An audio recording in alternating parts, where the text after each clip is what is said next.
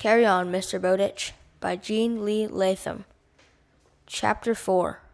Boys Don't Blubber. A few days later, Nat came out of school one afternoon and found Hab waiting for him.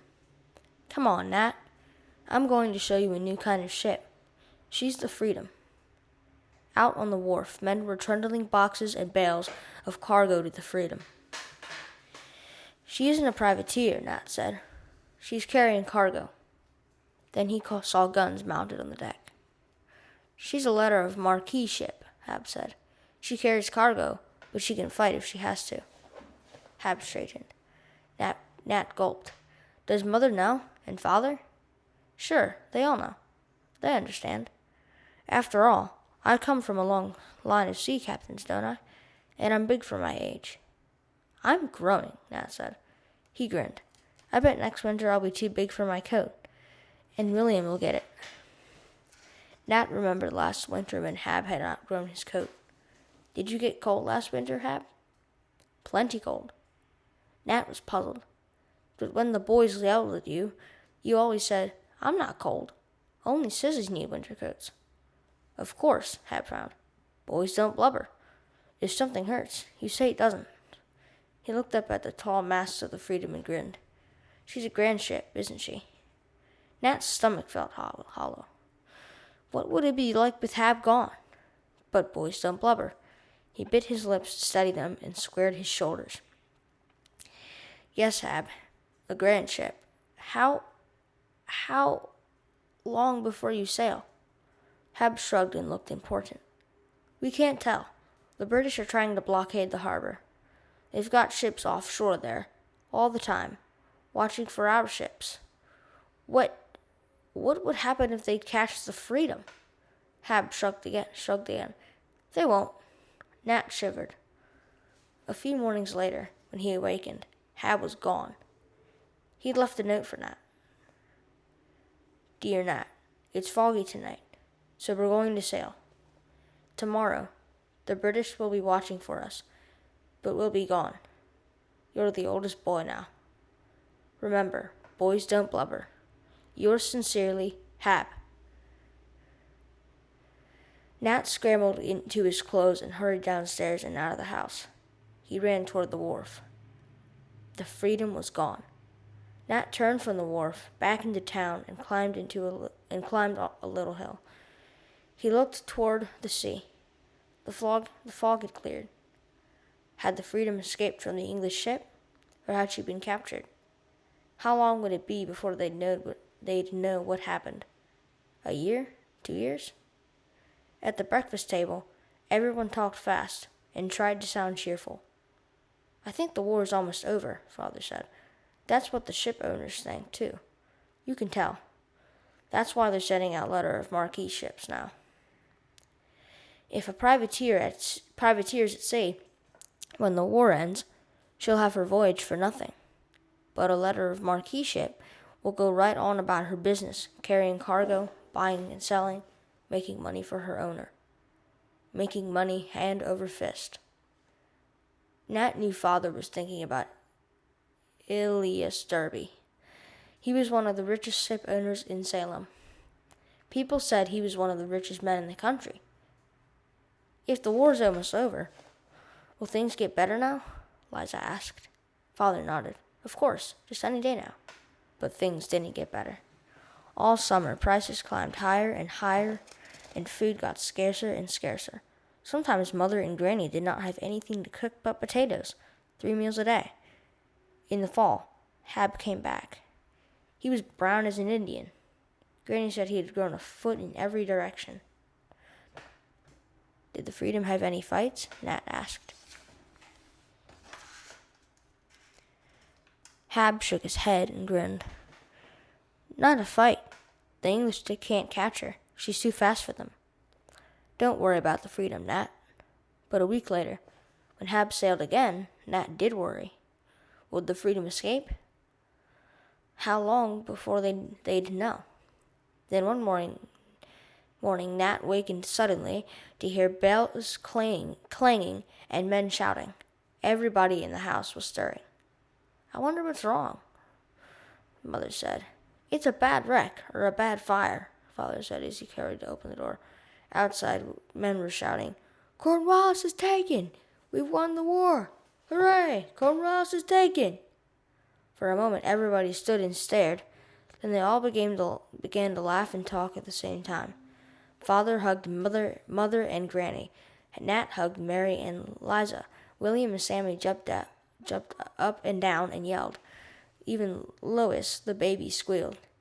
After breakfast, Nat and Liza went with Father to watch the cheering, shouting crowds. When they neared Derby Wharf, they saw a tall, soldierly-looking man come out of one of the warehouses. The crowd cheered him. Nat said, Is he a general or something? He's Captain John Derby, Father said. Back in 1775, when the war started with the Battle of Lexington, the Americans wanted to get word to England just as fast as they could. They knew the king's messenger would sail in the fastest ship he could find to tell the story of the battle the way the English soldiers wanted it told. The Americans wanted to reach England first with their side of the story. The problem was to find a ship that was fast enough and a captain that was daring enough to reach England instead of the English messenger. So, of course, they turned to Salem. We knew we had the finest ships and the best sailors in the country. Elias Derby's ship, the Quero, carried the message, and Captain John Derby was the man that got the word to London. Did he get there first, before the king's messengers? Liza asked. Father stared at her. Liza, what a question. Of course he got there first. Isn't he a Salem man? Then Father grinned and Liza giggled. She said, Now things will get better, won't they? Of course they will. But prices went right on climbing. Paper money was worth less and less. For a while, it took 10 paper dollars to equal 1 silver dollar, then 20, then 40. Finally, 100 paper dollars would not buy a dollar's worth of food, and prices were still climbing. Corn that used to cost a few shillings a bushel cost $25 a bushel in silver. In paper money, $2,000 would not buy a bushel of corn. When winter came, Nat had outgrown his coat. He remembered what Cabot told him, and sometimes, when the boys jeered at him, he said, I'm not cold. Only sissies need new winter coats. Sometimes he just shrugged and didn't say anything. He was afraid if he tried to talk, his teeth would chatter. Over and over, he told himself, boys don't blubber. That's the main thing. He thought of what people had said. When the war was over, times would get better. Why didn't they? He asked Father about it. When peace comes, Father said, things will get better. But the war's over, isn't it? Hasn't peace come? Father said, the fighting stopped, but they haven't settled the peace terms yet. That's what John Adams and some of the other men are doing in Paris now, talking over the peace terms. I hope they hurry up about it, Nat said. Months went by. A year passed. And finally, in the spring of '83, almost a year and a half after the fighting had stopped, General Washington proclaimed the peace. Again, Salem was the proudest town in the country. Salem's Captain John Derby brought news of the peace to America. He had been in Paris when the first terms of the peace treaty were settled, and he crowded sail, Father said, and brought the news of the peace from Paris in 22 days. That takes nerve. Nat said, why does it take nerve to crowd sail? The more sail you carry, the faster you go, Father told him. But you have to watch out. If the wind rises suddenly and blows hard against all that spread of sail, you can snap your masts. Was that how you lost the Polly? Nat asked. Were you crowding sail? Father shook his head. No, a storm drove me on a lee shore, and I lost my anchor to windward. For a moment he was silent. The windward side of a ship is the side the wind's coming from. The lee side is the other side of the ship. If a storm drives you toward land on your lee side, that's about the most dangerous thing that can happen to you. Your ship has to claw off that lee shore. Fight against the storm. If your ship can't claw off, then you'll heave anchor to windward to try to hold the ship where she is. That's your last chance to save her. If you lose your anchor to windward." He stopped talking and sat a moment, staring at nothing. He sighed and stood. "Well, I better get back to making barrels." He left the house. Liza was big-eyed. "Wrecked on a reef," Nat said. And that took the tuck out of Father when he lost the Polly. Granny bristled. "Who said so?" "You did. I heard you tell Mother."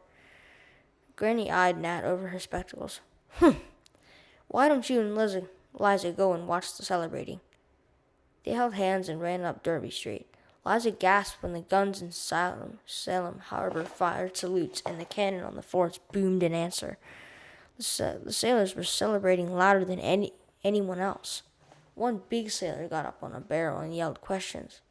The others roared the answers. "Who won this war?" he yelled. "We did! The privateers of Salem!" Liza squeezed Nat's hand. "Look, Captain Derby." Nat saw the tall, soldierly man crossing the street toward Derby Wharf. The sailor on the barrel saw him, too. He pointed. "Who took the news of Lexington to England?" the crowd yelled. "Captain John Derby!" "Who brought the news of the peace to America?" "Captain John Derby of Salem, greatest city in America!" Someone yelled. "New York's the greatest! Salem's next!" A fight started, but Captain John Derby roared, "Vast there! To the ship's tavern! And splice the main brace!" The cheering, yelling men shoved each other and followed him to the tavern. Liza sighed. "Isn't he wonderful, Nat? Isn't everything wonderful? Now the war's over and times will get better." But times didn't get better. Prices went right on climbing. When school was out, Nat helped his father in the cooperage. All summer he worked from can-see to can't-see. Sometimes at night he was almost too tired to eat his supper. He was going to be glad, he thought, when school started again. The night before school was to start, Father said, "You'll have to mind the shop tomorrow, Nat. I have to go over to Beverly." Nat's stomach felt hollow. But school starts tomorrow." "I know, but I need you, Nat." But I thought..." When school started again, his father did not look at Nat. "Maybe when times are better, you can go back. Right now, I need you." He picked up his hat. "I'll be back in a little while," he said. "No more school." Nat sat in a daze. The room swam in front of his eyes. At 9 o'clock, Father had not come back. Granny muttered under her breath and snapped at the children. At last, everyone had gone to bed but Mother and Granny and Nat.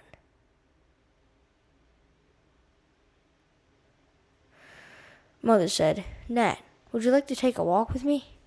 Granny looked up sharply. "You've no business out in the night air." Mother smiled. "Nonsense, I'm all right." She and Nat went out into the dark, moonless night and walked down Turner's Lane and out on the wharf. Mother helped Nat find the North Star and told him how the Big Dipper swung around it and how to tell time by the Dipper. Then she was silent, standing with her hand on Nat's shoulder, looking up at the stars. Boys don't blubber. He must remember that. Finally, Nat said, "It's all right about school, Mother. When times are better, I'll get to go back." Mother did not answer. She was still gazing up at the sky. After a while, she said, "I made up a sort of saying for myself, Nat. I will lift up my eyes onto the stars. Sometimes, if you look at the stars long enough, it helps. It shrinks your day-by-day troubles down to size." She smiled. "We'd better go back. Granny and Father will be wondering where we are." When they got back to the house, Granny said. Granny was still alone. She said, "Where'd you go?" Mother said, "Nowhere, just to look at the stars." "You beat all." Granny shook her head. "I wonder where he is." "He feels bad about keeping Nat out of school," Mother said. Granny sighed. "Rum won't help. If you put more rum in barrels and less in—" She stopped. The wind began to rise. Granny shivered. "Going to be an early winter." Please be sure to subscribe to my YouTube channel. Thank you.